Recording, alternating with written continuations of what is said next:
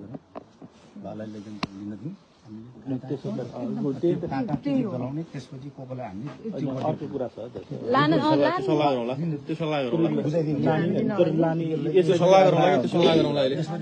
के पेपरहरू ल्या त्यो त ल्या होला त्यो पेपर होइन उहाँहरूले लिने भयो भने 9-10 बजे आउने एउटा सिस्टमेटिक हुन्छ नि एउटा विधिको शासन हुन्छ एउटा बिरामी मान्छे होइन भर्खर क्रियाबाट निस्केको मान्छे अहिले बिहान 6 बजे होइन भाले बाँच्ने टाइममा विधिको शासन चल्ने भए यिनीहरूले यस्तो गर्ने अगाडि बढाउँ अब आजबाट के रह्यो हाम्रो त आफ्नो खालको तयारी छँदैछ नि के टेन्सन छ र हामीलाई हामी पनि सडकमै मरौँ अब बाँचे ठिक छ त हामी पनि 100 जना मर्न तयार छौँ सरकार ढल्नु पर्यो नि त सक्छ नि तिनीहरू गर्ने हो हिजो र आजमै गर्ने तयार छ ठिक छ